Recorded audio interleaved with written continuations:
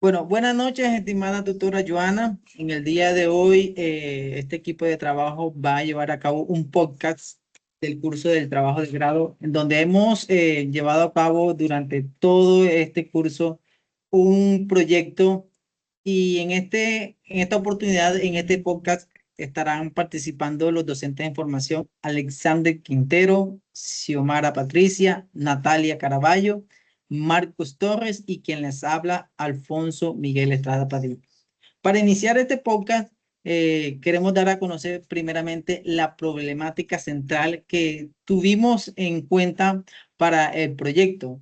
Esta problemática se basa en que la enseñanza de las matemáticas en estos momentos, hoy en día, se ha centrado en los procesos memorísticos y mecánicos que dificultan el desarrollo del razonamiento y la comprensión de problemas reales. Es por eso que indudablemente se requiere contextualizar las matemáticas desde el grado sexto, que fue donde se enfocó este proyecto, para así promover un aprendizaje significativo y conectado con la realidad del estudiante. En pocas palabras, la problemática está avanzada, está enfocada en esa dificultad que hay en la enseñanza de las matemáticas, la cual se ha llevado a cabo de manera muy tradicional y poco aplicable a la realidad del estudiante. En segundo momento, queremos dar a conocer cuál es esa relevancia en el campo de la educación matemática, ya que este problema no viene de mucho tiempo atrás y ha permitido o más bien ha provocado que los estudiantes tengan una apatía al aprendizaje de la matemática, pero precisamente debido a esa enseñanza tradicional, a esa enseñanza mecánica, a esa enseñanza de solo algoritmos, de fórmulas, de procesos algorítmicos y poco relación a la vida cotidiana. Por eso, nosotros hemos trabajado en un proyecto que está enfocado en tomar, contextualizar las matemáticas y usar contenidos como en este caso la geometría y la estadística, relacionándola con un problema ambiental como es la concentración de palomas en espacios públicos o instituciones y cómo entonces usar la geometría y la estadística para lograr dar una solución a este problema. Por eso queremos hablarle un poco sobre esas teorías didácticas de la matemática que hemos empleado y cómo éstas se relacionan en este proyecto. A continuación, cada uno de los participantes va a dar su punto de vista o nos va a contar cómo cada una de las teorías, qué significa, cuál es el impacto y cómo se relaciona en la educación matemática. En el, como primera teoría, vamos a invitar a nuestro compañero que nos va a hablar sobre la teoría APOE. Así que le doy paso a mi compañera que nos hable un poco sobre esta teoría. Buenas noches, tutor y compañeros. Pues la teoría POE significa las siglas que están ahí, significan acciones, procesos, objetos y esquemas. Esta teoría es de Ed Dubinsky y esta consiste en explicar cómo los estudiantes construyen el conocimiento matemático a través de procesos cognitivos progresivos. Es decir, que esta teoría plantea que el aprendizaje no se logra únicamente mediante memorización o procesos matemáticos mecánicos, sino que el aprendizaje también se logra a través de experiencias que permitan al estudiante actuar, reflexionar y reorganizar sus ideas matemáticas, empleándolas en acciones de la vida cotidiana, en situaciones de la vida diaria, en todas esas en las cuales el estudiante pues pueda aplicar los conocimientos pues que él ha ido adquiriendo durante todo el desarrollo del aprendizaje matemático. En primer lugar, las acciones corresponden a todas esas actividades concretas que realiza el estudiante para resolver una situación. Luego, pues estas acciones, el estudiante las interioriza y se convierten en procesos, es decir, en formas de razonamiento que el estudiante pueda realizar mentalmente. Cuando el estudiante comprende todo este proceso, se transforma en un objeto matemático. ¿Qué quiere decir esto? Que al transformarse en un objeto matemático, el estudiante en base a eso puede pensar y operar y al mismo tiempo crear. Finalmente, llegamos a los esquemas y en los esquemas se integran las acciones, los procesos y los objetos en una estructura organizada. En el proyecto que nosotros estamos trabajando sobre lo de las palomas, de crear espacios para las palomas, esta teoría se relaciona directamente con el concepto geométrico y estadístico, puesto que al momento de diseñar una estación alimentaria, los estudiantes hacen uso de varias acciones concretas que ellos tienen que interiorizar y a partir de ahí crear un aprendizaje y un proceso significativo de las matemáticas. Es decir, al momento de medir, de clasificar datos, de diseñar modelos, los estudiantes están construyendo conceptos matemáticos significativos a partir de múltiples experiencias reales que ellos encuentran en el aula y en problemas de la vida diaria. Le doy paso a mi compañera Xiomara, que nos va a hablar sobre las representaciones semióticas.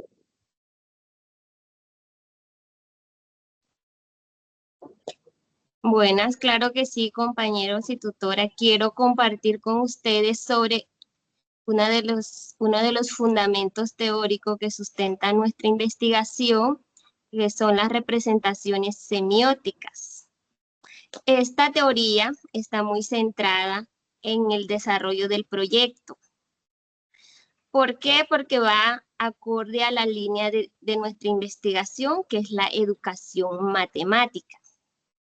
Entonces, Raymond Dual, que es el exponente de esta teoría, considera que la enseñanza de la matemática debe ser necesariamente en un contexto de representaciones.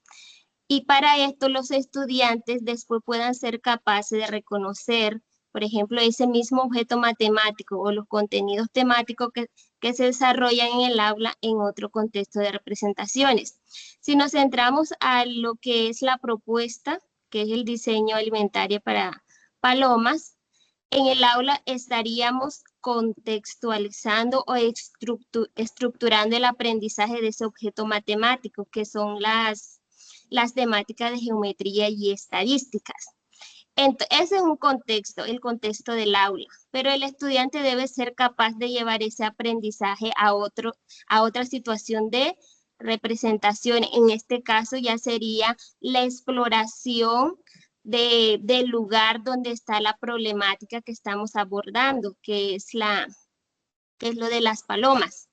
Entonces, en ese contexto, el estudiante debe también realizar un proceso de tratamiento de los conceptos matemáticos, siguiendo una secuencia en el que debe aplicar todo ese conocimiento significativo a llevarlo a la vida real, a una situación real. Entonces, de esta manera estamos haciendo que la enseñanza de la matemática sea significativa y que el estudiante esté en la capacidad de reconocerlo. Lo que aprende en el aula lo pueda aplicar en su vida cotidiana o que el aprendizaje sea real.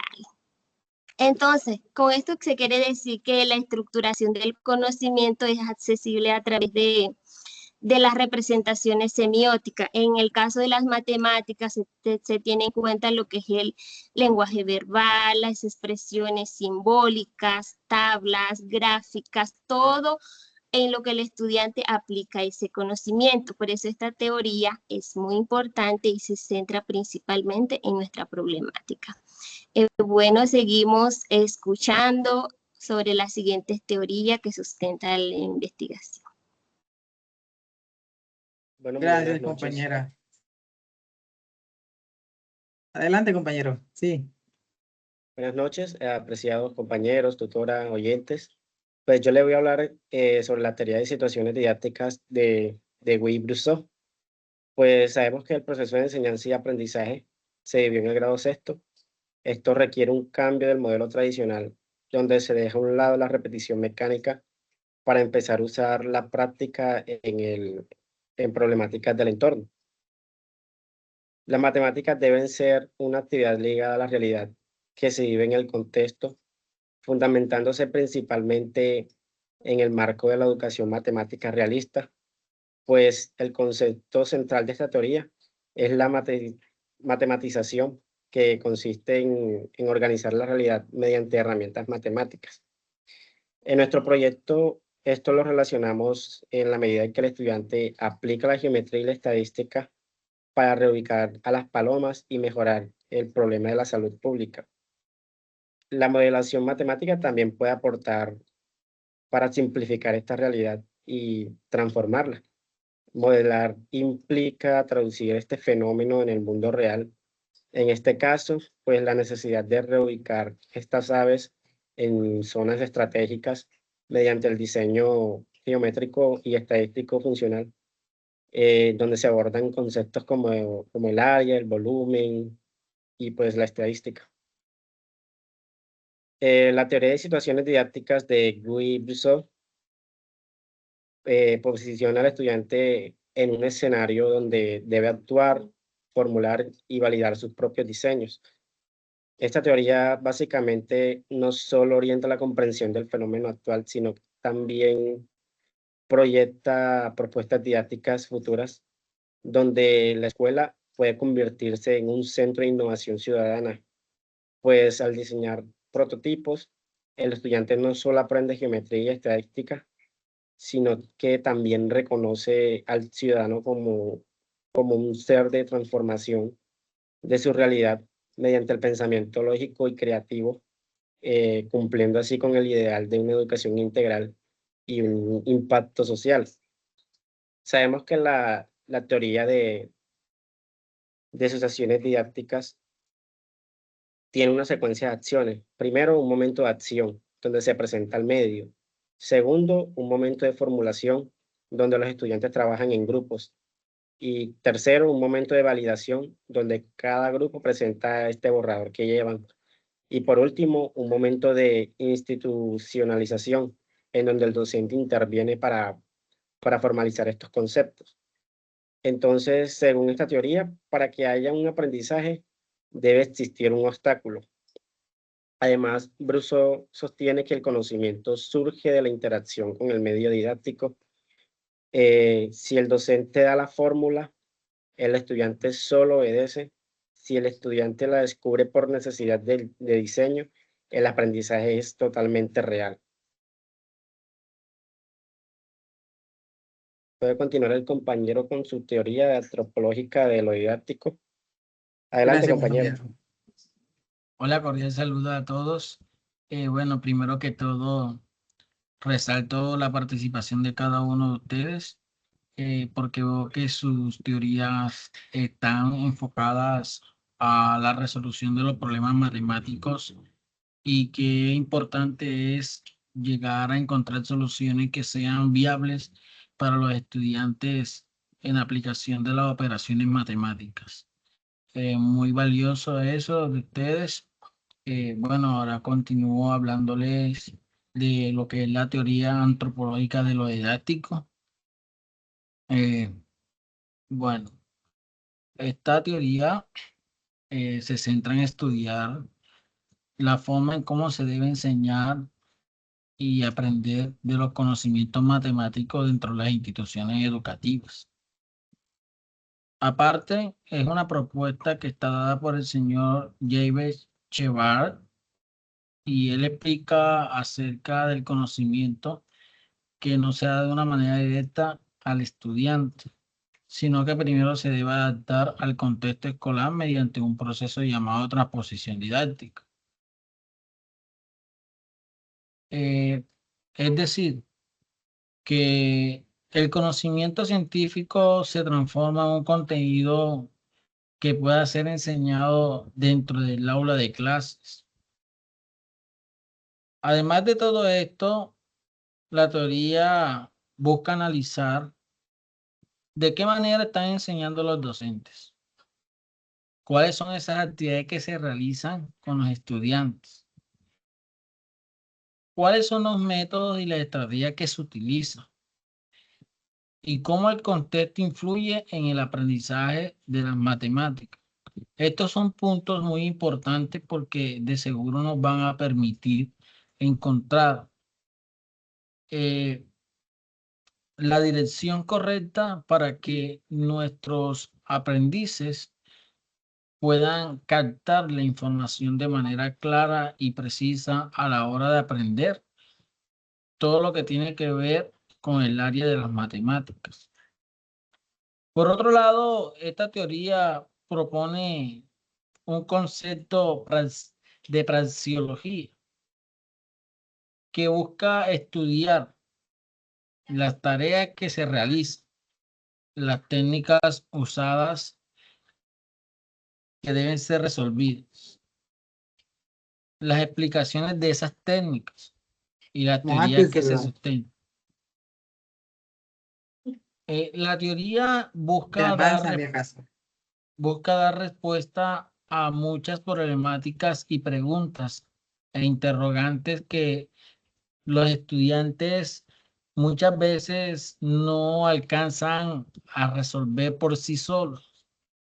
Y relacionando esta con el proyecto que se está llevando a cabo, es muy importante porque también brinda la resolución de los problemas en el contexto real, porque aquí lo que encontramos fue una problemática central que está en la concentración de palomas en los espacios públicos.